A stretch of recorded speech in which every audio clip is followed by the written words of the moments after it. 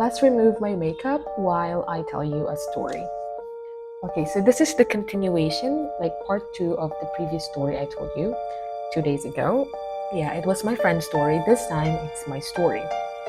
So the day after, if you have seen my previous video, the day after what happened to my friend, the story about the laughing girl, the day after, it was my turn.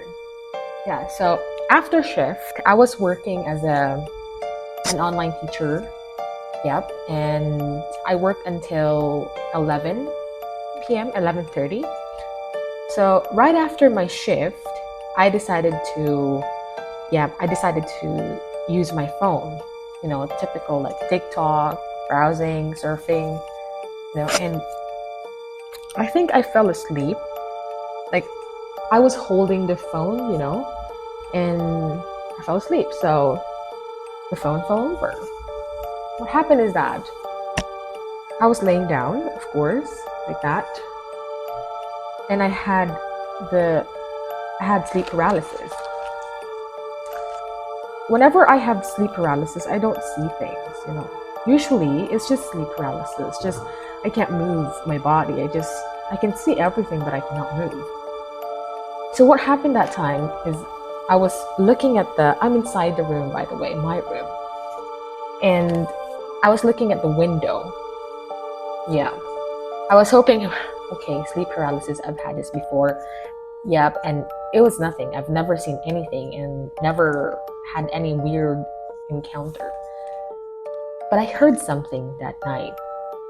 I heard like a sound that like this, like like that.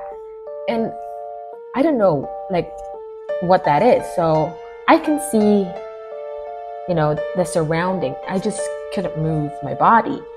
So I looked to the left, and that's when I saw two people, one old man and a kid, and they were looking at me, really looking at me, staring at me, but I couldn't see their faces. There's no face at all. They were pointing at me, and then they were like making that weird sound. I was terrified, of course, because I've never had that experience. They were making that sound, like the sound that I cannot explain clearly. It was like that. It's like, a broken radio or, a television, broken television, like that. And they were pointing at me, but I couldn't see them. I can just see their bodies, but no face.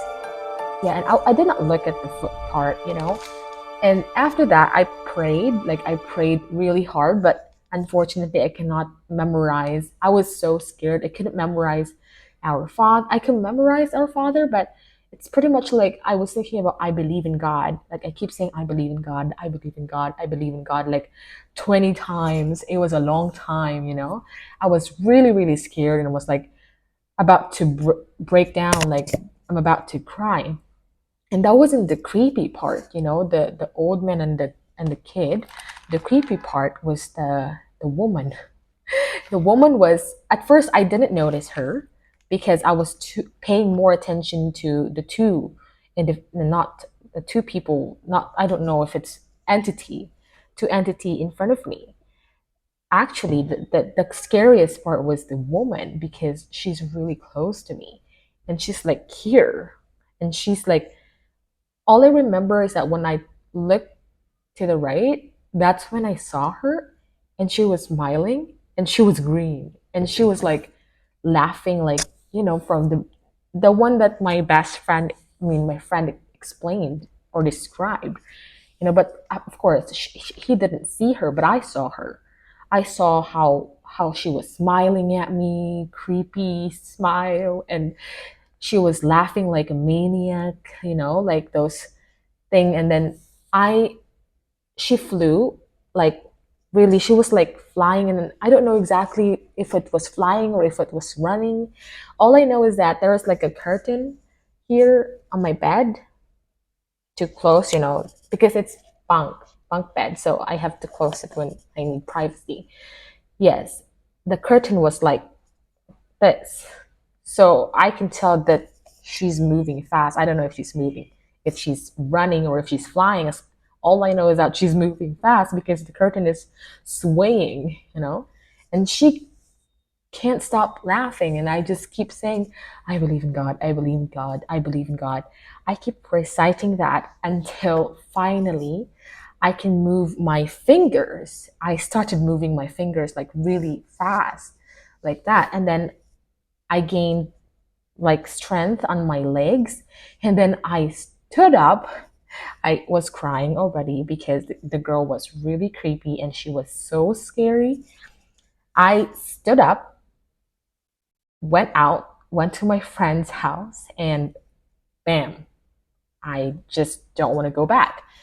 I told my best friend, like, can I please stay here because I cannot go back? I don't know if it was my imagination.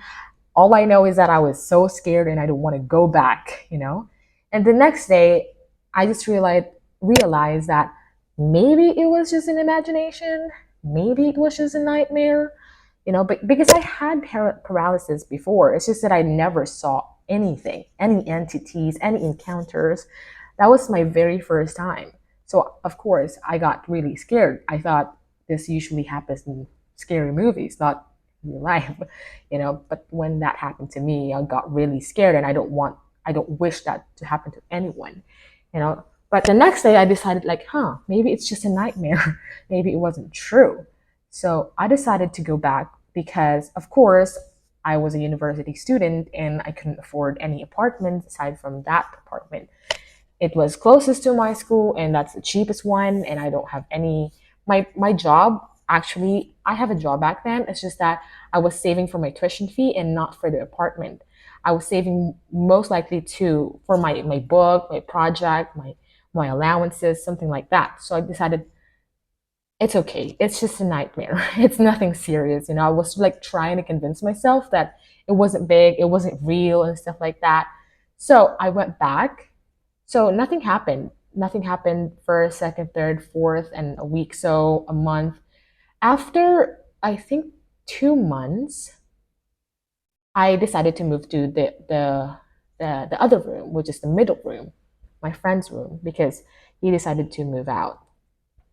I went to, I told the owner, just a, she's really kind. She's really kind. She helped me a lot. And I tried to convince her. I asked her if I can move to the second room, hoping that, things wouldn't happen. She said, yeah, okay, you can. You know, I moved the next day. All my things were there and stuff like that. And I had a cat back then.